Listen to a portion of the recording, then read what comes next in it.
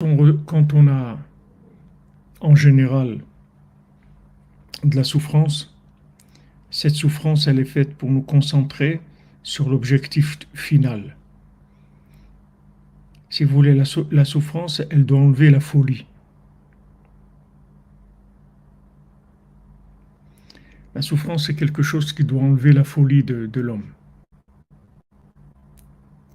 Comme Rabbi nous dit dans l'Écoutez Moran, il dit qu'un fou, avant dans des asiles psychiatriques, il frappait les fous. C'est comme ça qu'il les soignait. Il les frappait. C'est, c'est, Avec ça, il leur enlevait leur folie. En tout cas, il calmait. Ça devenait de la folie douce, pas de la folie qui était agressive. Donc quand on voit de, de la souffrance et que cette souffrance, elle est gérée comme il faut, ça va augmenter la concentration vers le but. Comme c'est écrit, Asher ish, Asher te asrenuka, ou metoratra telamdenu. Heureux l'homme que tu vas faire souffrir et que tu vas lui enseigner la Torah. La Torah, c'est une des choses qui s'acquiert par la souffrance. Pourquoi? Parce que on ne peut pas comprendre la Torah si on est attiré par des bêtises de ce monde.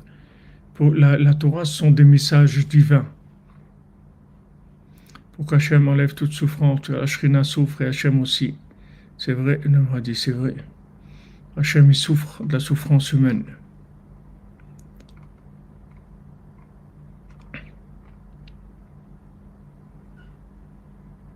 Hazak, Boven Sebon pour Tikkun HaKlali, en direct de Hollywood.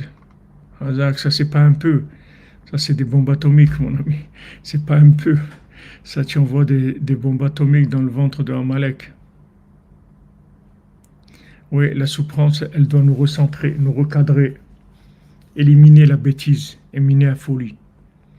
Il faut prendre la souffrance comme étant une aide d'Hachem. Comme on fait au bébé, on va le circoncire, on le fait souffrir. Pourquoi le pauvre, on le fait souffrir? Il n'a rien fait de mal. Pourquoi on le fait souffrir? On le fait souffrir pour graver en lui,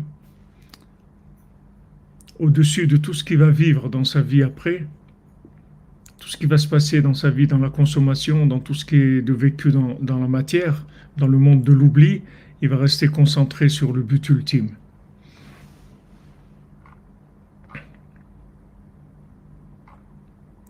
Voilà, exactement. Comme vous dites, ça affaiblit les désirs, ça nous laisse dans le vrai. Est-ce que la souffrance, elle peut se transformer en joie? Bien oui, c'est-à-dire que si maintenant, tu sais que, tu vois bien quand on fait la circoncision, c'est une joie. On chante, on est content, on fait un repas, etc. Pourtant, le bébé, le pauvre, lui, il souffre, mais c'est une joie. Pourquoi? Parce qu'on sait que avec ça, il va être capable de traverser le monde de l'imagination sans trop se faire avoir.